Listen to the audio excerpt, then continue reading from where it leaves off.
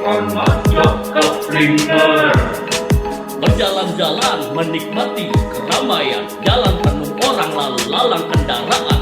Gedung-gedung tinggi menutup arah pandangan, ternyata aku sampai pusat perkotaan. Gambar-gambar iklan dipajang sana sini, banyak barang dijual siapa yang membeli. Kartu kredit utang pinjol sambutku nanti. Waduh, ternyata ini tren marketing masa kini.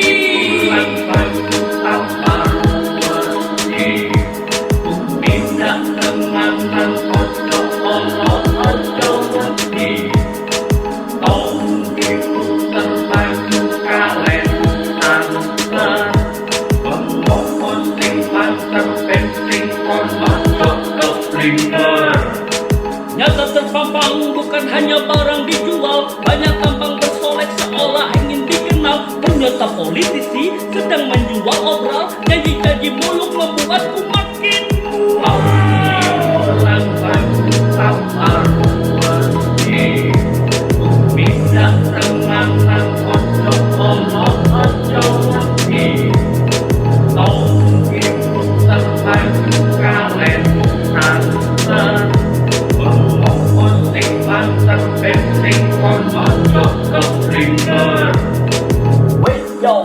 Aku beli terang deso, senajan boleh kurang dan seperti motor, tapi opo sing tak temoni ono ning kono.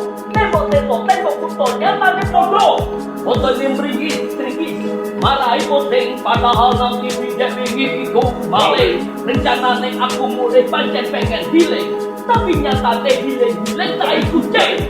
Pengen ati iki pancen orang ngurus, eleng janji-janji wingi dong tetap terus. Iku ngono lambe, opo pancen kakos, marai weteng mulus-mulus pengen ngurus.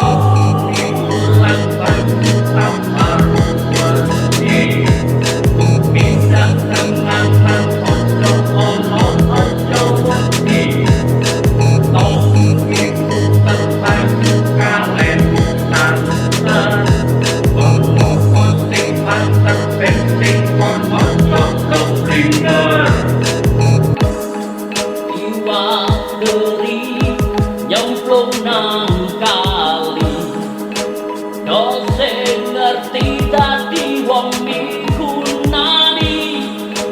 Bisa beling kapale golek, dosen eling akeh wong sinting. Menek lopo diupah-upah, seneng mentolong barang wong liya.